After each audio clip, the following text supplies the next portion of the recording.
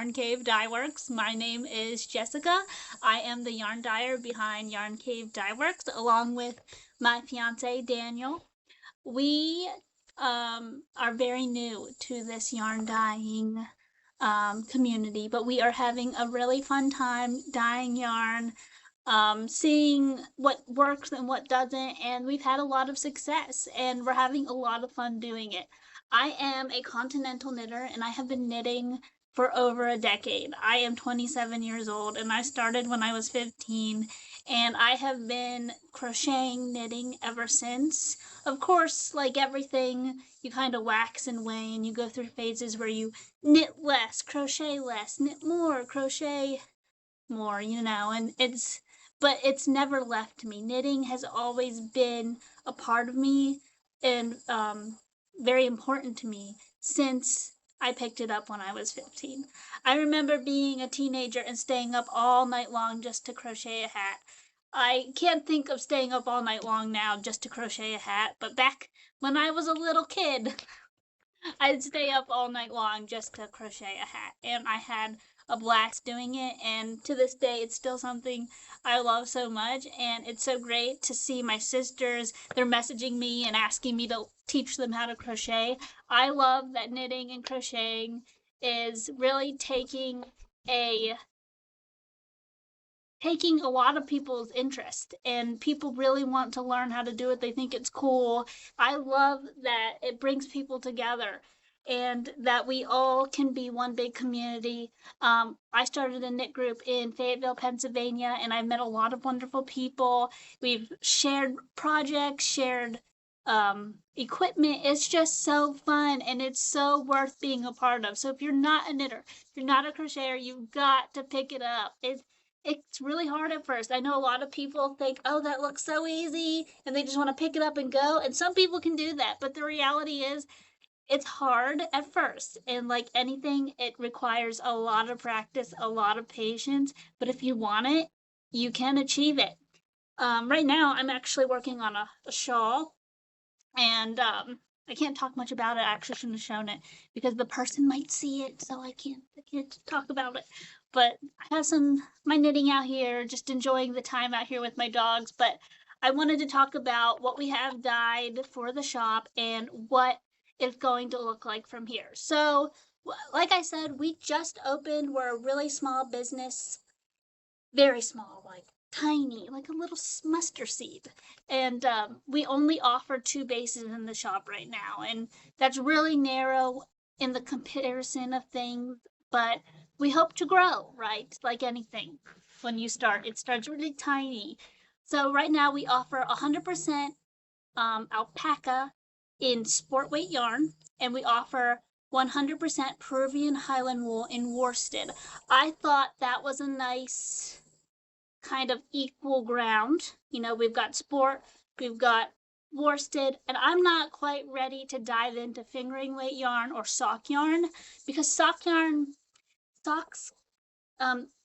can really take a really special type of dyeing to get sock yarn, especially that self-striping yarn. That is a really special technique, and I am nowhere ready to even kind of think about that. I would have to learn whole new things, and I'm not ready for all that. So that being said, we offer 2 bases. I think they're a really nice middle ground for garments, hats, sweaters, shawls. They offer a lot of variability for anyone, knitters, crocheters. So let's talk about what I have dyed up right now. And again, all of this is available in worsted or sport. And the reason I am even out here, I would be inside, is because the lighting was just not working for me inside. Everything was yellow and it was very disappointing. So let's get into this. So this one I am most excited about. This is my favorite skein. This is ultraviolet, and it dyed up very interestingly because I mixed I mixed the dye, and I was trying to get a purple, but the dye looked like a cobalt blue. And I was like, that is not what I'm going for. But I didn't want to waste the dye, so I went ahead and took the plunge and poured it on my skeins. And this is what I got. the cobalt blue melted into the hanks and turned into this beautiful variegated purple. It has periwinkle, purple, lilac. It's just beautiful. And I'm obsessed with it, and I would love to keep all of the hanks for myself. uh, I don't know if the colors are truly picking up, but it's just gorgeous, and it looks a lot better out here than it did in the house. It was like orange. I was like, that's not good. And we also have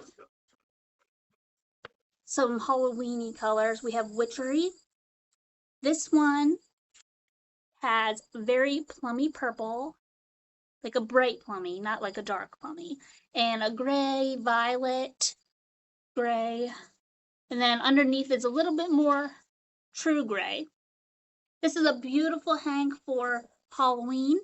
And we also have another Halloween inspired hank. This is called Potion, and it gives me monster vibes, if you know what I mean. I'm sure you can tell if you look at the hank, but it's like a turquoise, a green, a purple, a lot like Witchery, and they kind of are twinning a little bit, I think. They look really nice together. We also have, this hank needs retwisted, but this is Limeade, and this is just a variegated green, a very light green with some yellows, a very subtle variegated green hank. We also have, this one is our pumpkin pie, and this one looks a lot better out here than it did inside. And it's got, there are bugs, mosquitoes. This has a really beautiful variegated of orange and ecru, and you can't see it in the camera, but it's got this nice pop of orange that looks like pumpkin pie filling. That's how this skein got its name. I just think it looks like a yummy pumpkin pie that your grandma makes on Thanksgiving. My grandma makes very good pumpkin pie. What else do I have here? I also have, these ones. We have rose gold, which I'm also obsessed with. It is more vibrant in person, I promise. The camera keeps washing it out. If you look at the picture is more true to the color. And we also have this really beautiful petal pink, and I think these look so beautiful together, and these would look so good in a shawl. Oh my god. Petal pink is actually our wedding colors. I'm getting married in September. So cute! Someone put this in a shawl. I'm obsessed. Alright, I lost my video there for a moment, so I just wanted to make this last little clip to say goodbye. Thank you for watching the video, and if you liked it, please give it a like. If you're interested in more about Yarn Cave Dyeworks, we have a Facebook page called Yarn Cave Dyeworks, and we sell our yarn on Etsy as Yarn Cave Dyeworks. Right now I'm working through the verification process on YouTube so that I can post clickable links in the description box. That requires a 24-hour verification process. So once that is done, I'll be able to post, I'll be able to link clickable links in the description box to make it easier for everyone to navigate to my different pages. I also have an Instagram at Yarn Cave. So if you have Instagram, feel free to follow me there.